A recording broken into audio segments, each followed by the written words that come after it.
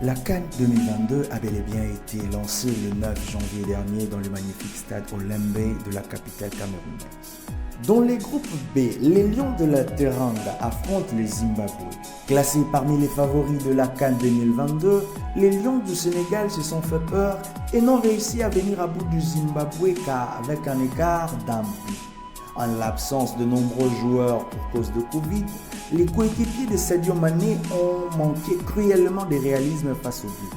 Finaliste de la CAN 2019 en Égypte, où ils s'étaient inclinés face à l'Algérie, les Sénégalais étaient attendus le lundi 10 janvier pour leur entrée dans la CAN 2022. Contre toute attente, ces prétendants à la victoire finale ont souffert et n'ont battu les Zimbabwe qu'après la fin du temps réglementaire, 1 but à 0. Les Sénégalais ont débuté les matchs en étant privés de 11 joueurs sur une liste de 28. Dans les cages, le troisième gardien Seny Dieng est titularisé en raison des absences combinées d'Edouard Mendy, touché par le Covid, et d'Alfred Gomis, trop juste après avoir été également touché par le Covid. Malgré ces absences, les Lions de la Teranga font quand même figure au coup d'envoi des favoris face à la modeste équipe du Zimbabwe qui dispute la CAN pour la 5e fois de son histoire. Logiquement, les hommes d'Aliou Cissé dominent le jeu et monopolisent les ballons. Dès la première minute, l'ancien joueur de l'Olympique de Marseille, Bouna Sarr, s'offre une première frappe à l'extérieur de la surface. L'attaquant du Bayern Munich se montre très en jambes, mais il manque à chaque fois le dernier geste. À la 24e minute, c'est son coéquipier Sadio Mané qui frôle le but. Après avoir effacé 2 joueurs dans le couloir gauche, la star de Liverpool pénètre dans la surface, mais manque son duel face au gardien zimbabwéen. Accablés par la chaleur, les Sénégalais peinent ensuite à contrôler la partie. Les Zimbabwéens se relancent alors et s'offrent enfin quelques occasions, même si les Lions de la Teranga amorcent un assaut avant la mi-temps. Ils sont incapables d'ouvrir la marque. Au début de la seconde période, le Sénégal est les premiers à ouvrir les hostilités sur une tête puissante de Pape Abdou Cissé à la 48e minute, à la suite d'un corner, mais cela passe encore une fois à côté. L'équipe d'Aliou Cissé est à la peine et manque cruellement de solutions. La rencontre tombe alors dans un faux rythme. À la 69e minute, les Sénégalais sont proches de débloquer leur compteur. Sur un coup franc, Sadio Mané trouve Abdou Diallo qui reprend de la tête. Mais il manque le cadre. Par à coup, les Lions continuent leur offensive comme à la 76e minute. Après une belle chevauchée côté droit, Abdou Diallo cherche Sadio Mané, mais sa passe est captée par les gardiens zimbabwéens. Les Sénégalais frôlent même la correctionnelle 5 minutes avant la fin du temps réglementaire. Les gardiens Seny Dieng sauvent son équipe sur un coup franc en reprenant les ballons juste devant la ligne. Il faut attendre les arrêts de jeu pour que Sadio Mané libère enfin son équipe grâce à un penalty transformé à la 97e minute après une faute de main de Kelvin Madongwe. Après ces matchs peu rassurants, le Sénégal va devoir se ressaisir lors des prochaines rencontres face à la Guinée et au Malawi, tandis que le Zimbabwe est passé tout près de l'exploit. Dans l'autre match du groupe, la hiérarchie a été respectée. Pour son entrée dans la CAN 2022, la Guinée s'est imposée face à la modeste équipe du Malawi, 1 but à 0. Mais le Sili national a dû batailler pour dominer des adversaires décomplexés. La Guinée a débuté la CAN 2022 par une petite victoire 1 but à 0, lundi 10 janvier dernier face au Malawi. Favori de cette rencontre, le Sili national a rencontré une vive résistance de la part des Flammes. Les Malawites entament bien mieux la rencontre que leurs adversaires. Percutants et sans complexe, ils gênent les Guinéens. À la 16e minute, ils s'offrent la première occasion la plus franche. Sur une mauvaise relance guinéenne, Yamikami Shelster file au but, mais arme sa frappe trop vite. Son tir est facilement capté par Ali Keïta. Contre toute attente, les Malawi dominent le jeu. Il faut attendre à la 23e minute pour que la Guinée se rapproche enfin du but. Ibrahima Konté reprend un corner de la tête, mais son ballon trouve le poteau de but malawite. Au fur et à mesure des minutes, les Guinéens se montrent plus incisifs. Ils sont finalement récompensés à la 35e minute. Sur un centre de José Kanté, le joueur de Toulouse, Issy Gassila, ouvre la marque en tirant à bout portant. 1 but à 0. Malgré ces buts, les Malawites ne lâchent rien et s'offrent une occasion d'égaliser avant la pause. Peter Banda est proche d'égaliser à la 43e minute d'une frappe enroulée écartée d'une belle parade par Ali Keita. 3 minutes plus tard, c'est la Guinée qui manque l'occasion de faire le break. Au second poteau, Aguibo Camara reprend un centre d'ici à Gassila, mais son tir est repoussé à 2 reprises par le gardien du Malawi. En début de la seconde période, les Malawites montrent encore beaucoup d'entrain. À la 58e minute, Peter Banda trouve Yamika Michelster sur la droite, mais les gardiens guinéens coupent l'action. 10 minutes plus tard, Kouda Mouyaba est proche de l'égalisation. Seul dans la surface, il tire sur le gardien Ali Keita. Peu à peu, la rencontre s'enfonce dans un faux rythme.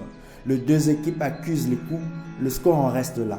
Grâce à cette petite victoire, la Guinée rejoint le Sénégal en tête du groupe B. Dans le groupe C, 2 rencontres se sont jouées. Le Maroc arrache la victoire face au Ghana dans un match poussif. Dans un match fermé, le Maroc a fini par prendre le meilleur sur les Ghana dans le choc du groupe C. Peu convaincant, les Lions de l'Atlas peuvent remercier leur buteur Sofiane Boufal. Le Maroc a vaincu sans convaincre. Dans un match décevant, les Lions de l'Atlas ont fini par l'emporter contre les Ghana dans les derniers instants grâce à un but de Sofia Boufal. Un premier succès dans cette Coupe d'Afrique 2022 qui leur permet de prendre la tête du groupe C. Le choc au sommet a accouché d'une souris. À l'entame du match, les Marocains n'arrivent pas à sortir proprement de leur camp, pris par un gros pressing du Ghana. Mais en face, les Black Stars semblent en manque d'idées et butent contre une défense de Lions de l'Atlas parfaitement en place. Dans cette configuration, les occasions se font rares. Il faut attendre une perte des ballons du Ghanéen Partey pour voir une frappe cadrée. Aboukal récupère et frappe sans hésiter. Plein axe, mais sans souci pour Walcott à la 12e minute. Par la suite, les Marocains n'inquiètent les Ghana que par des coups de pied arrêtés. Les ballons brossés par Louza ne donnent rien à la 14e et la 18e minute. Un faux rythme s'installe alors dans la rencontre hachée par les fautes. Avant le retour au vestiaire, les Lions de l'Atlas et les Black Stars offrent peu d'occasions franches à leurs supporters. Une cinquantaine de chaque côté dans un stade Amadou Ahidjo bien vide. Pour le Maroc, c'est un coup franc de Boufal à l'entrée de la surface, frappé en force et repris de la tête par Saïs à la 39e minute. Pour les Ghana, des frappes des Partey à la 32e et des Pantil à la 44e qui passent au-dessus. En deuxième mi-temps, les Marocains reviennent plus incisifs. Louza enchaîne avec les coups francs. L'un d'eux finit par aboutir à une percussion de Boufal dans la surface. Et sa frappe est contrée à la 53e minute. Quelques instants plus tard, Pantil part en contre après un corner marocain. Il est rattrapé in extremis par la patrouille de Lions de l'Atlas à la 54e minute. Bounou se montre décisif quelques instants plus tard en sortant un arrêt splendide sur une autre frappe du joueur de Genk à la 72e minute. Une frayeur qui réveille les Lions de l'Atlas qui emballent les 15 dernières minutes de la rencontre. Et c'est un début de Boufal qui débloque le match. Aboukal rentre dans la surface, crochette Djikou et bute sur un défenseur, mais les ballons reviennent sur Boufal qui croise instinctivement son tir dans le petit filet. Malgré les occasions de Saïs à la 87e puis d'Amrab à la 90e minute de faire le break, le score reste là. Dans le choc des favoris du groupe C, le Maroc peut se satisfaire de ces 3 points qui lui permettent d'envisager sereinement la suite de la phase de groupe. Au contraire, le Ghana qui sera sous pression face au Gabon ce vendredi prochain. Les Comores, petits poussés de cette CAN, ne sont pas parvenus à concrétiser leur domination lundi face au Gabon et ont pris une leçon de réalisme face à des Panthères qui rejoignent le Maroc en tête du groupe C. Parfois, l'envie et les belles intentions ne suffisent pas. Plus incisifs, ils ont manqué de réalisme, laissant la victoire au Gabon 1 but à 0. En revanche, cette victoire devait apparaître comme une bulle d'air pour le Gabon, anglais dans des difficultés extrasportives entre affaires de pédophilie dans sa fédération, championnat national à l'arrêt, cas de Covid-19 pour les stars Aubameyang et Lemina, et enfin une grève de joueurs en raison d'une histoire de prime. Et pour leur découverte de la phase finale de la CAN, les Comores prennent vite une leçon de réalisme. Sur sa première occasion, le Gabon ouvre le score.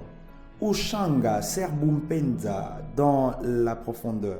L'attaquant du championnat turc dans un angle fermé trouve la lucarne droite de Hamada à la 6e minute. 1-0.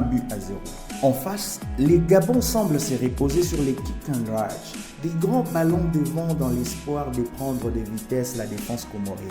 Les Panthères paient aussi leur grève de l'entraînement. Ils tombent comme des mouches et passent des longues minutes à terre, trop juste physiquement. En deuxième mi-temps, les Comores insistent et font le siège du but gabonais. Ils s'exposent toutefois à des contres, à l'image de celui initié par l'inévitable Bumpenza, finalement signalé hors-jeu à la 53e minute. Les Verts poussent et Matoir est heurté dans la surface par Poko. Malgré les protestations de Comores, l'arbitre ne juge pas qu'il y ait pénalty.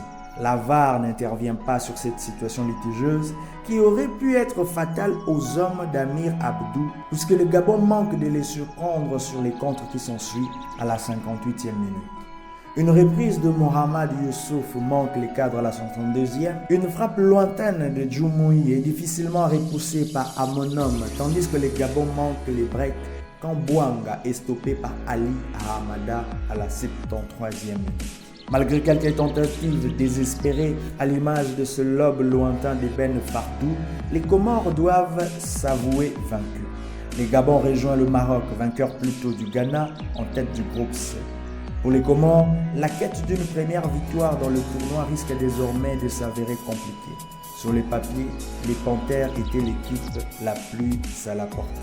Voilà, c'est tout pour aujourd'hui. On se retrouve demain pour un autre épisode de la chronique de la CAN.